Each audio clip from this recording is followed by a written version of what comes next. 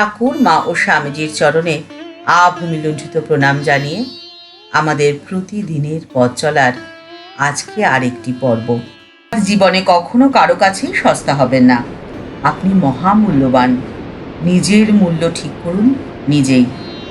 আজকের ভিডিওতে 5টি উপায়ের কথা আপনাদের সাথে আলোচনা করে নিলাম, যে কথা মেনে চললে আপনাকে কেউ কখনো তুচ্ছ তাচ্ছিল্য হেয় করতেই পারবে না।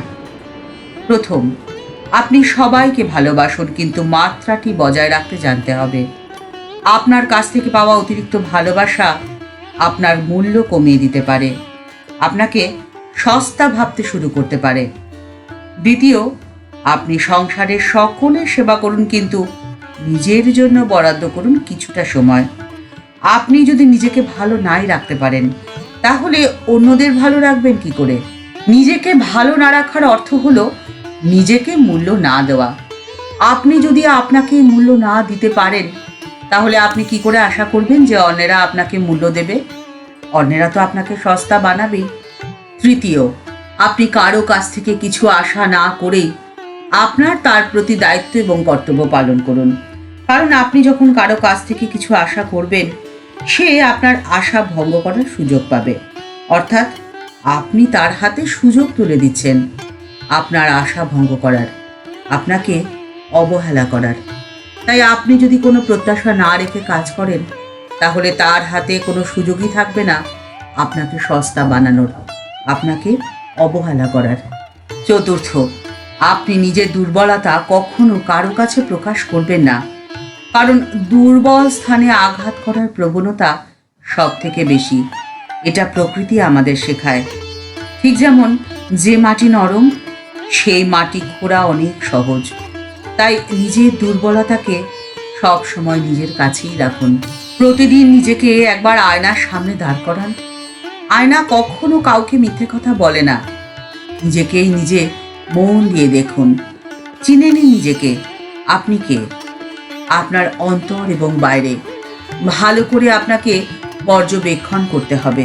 মানুষের অন্তর আর বাইরে, এই শব্দ দুটো বড়ই আপেক্ষিক। কারো কাছে জগৎ সংসার বাইরে, আর দেহরূপ সংসার অন্তর।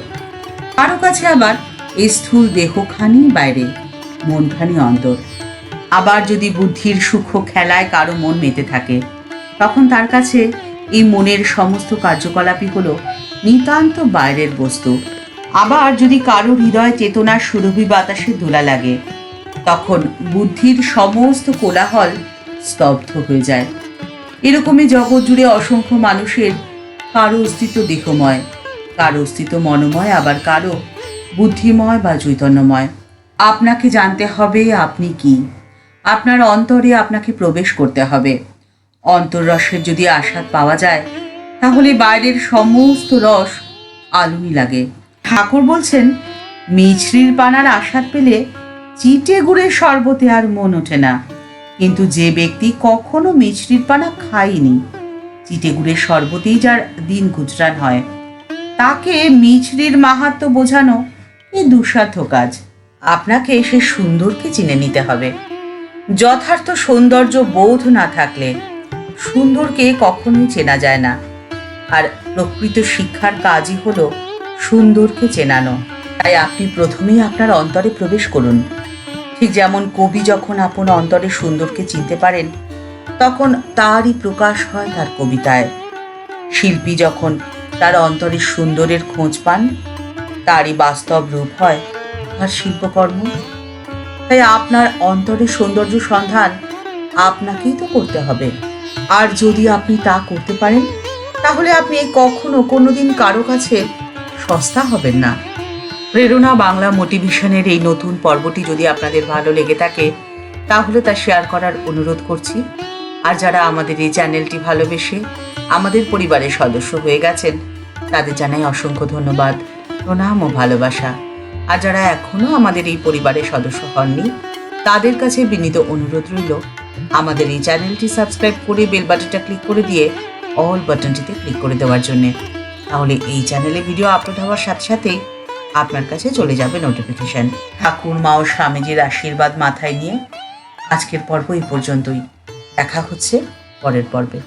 সবাই ভালো থাকবেন, সুস্থ থাকবেন। নমস্কার।